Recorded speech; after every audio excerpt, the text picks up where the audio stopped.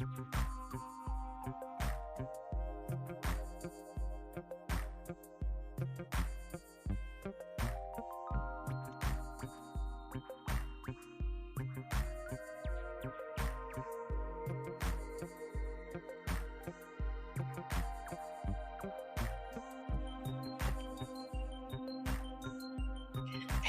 y'all, it's me.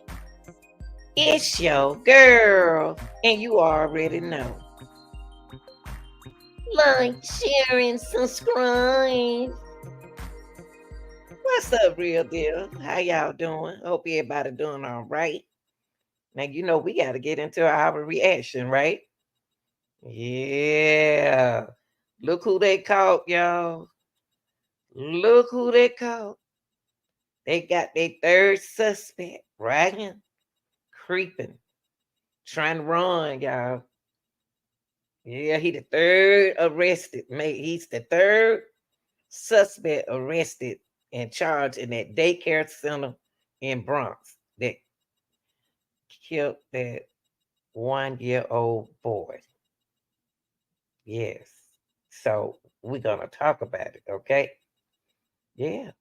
That was a third person has been arrested and charged in the connection with the death of a 1 year old boy who was exposed to the highly potent drug fentanyl at a Bronx daycare, where large quantities of the narcotics were stored under a trap door, a trap floor, y'all, in a room where children play and sleep. Yeah, according to federal prosecutors. Yes, the kids is in a trap. They don't even know it.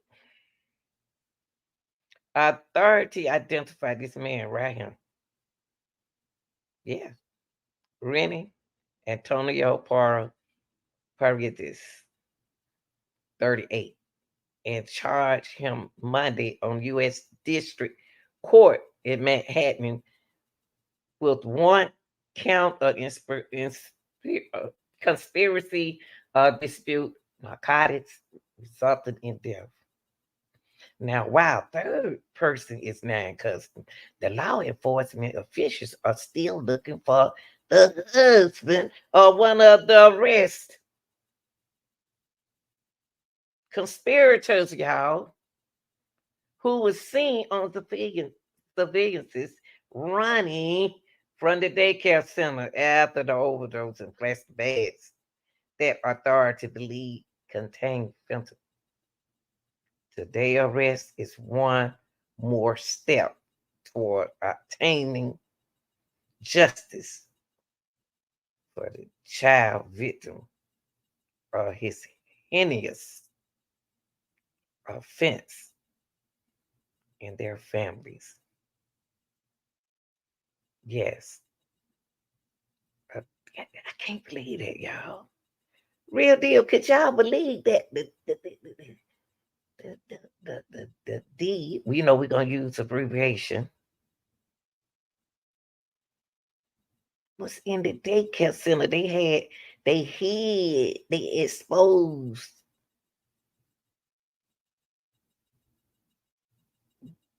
DRUG in a daycare center where large quantities of the narcotics were stored under a door. Just imagine your children at a daycare center. And then they start fainting because the fumes start coming out the floor. And the babies get to fainting and dropping on the floor. Don't even nobody know why the fumes so loud. They don't even know why the kids fainting. Find out that uh narcotics was stored under a trap floor in a room where children were playing, y'all, and they slept. The kids slept. Now, if that's somebody who don't care, that's somebody who don't care. See, that means what? The state didn't do their job. They said they did their job, but they didn't do no good job. Unless they stored it after they came and did their check. Yeah, when they came and did that check. But y'all, they said also they keep the drug and the materials to the package, the narcotics, in a hidden compartment known as traps in the room where children play and slept, according to the complaint. Those disc- distribution materials included glassine envelopes with the words "Red Dawn" stamped on the front, according to the complaint. Ain't that to trace the phone calls and the text message from the Benz, Bendez and Printer that led them to Paredes. So, according to the complaint, so what they were doing was still contacting the man who one of the head men's, y'all. Involved. It's more. You know, it's more than 3. So let's take a look at this video. You know, it's more than 3.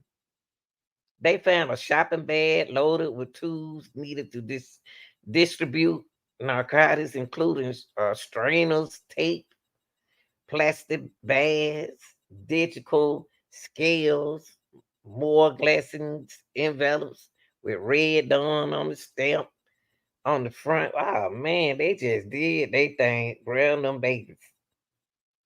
Yes. And this gonna be like a mandatory sentence of 20 years and a maximum. I hope we do their trial, real deal. But let's turn our attention to this video to give you a little highlight on what it looked like and what happened.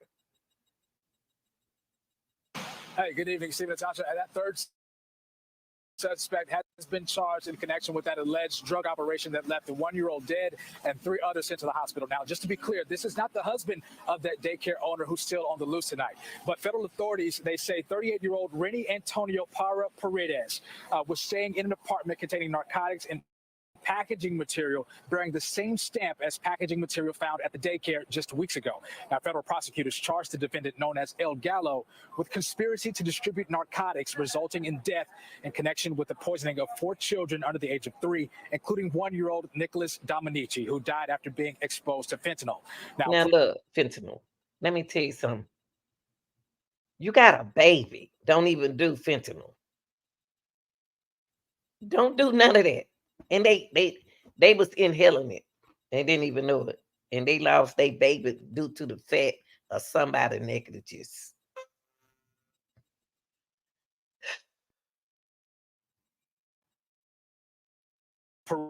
Paredes is in custody and was presented today before U.S. Magistrate Judge Ona T. Wong.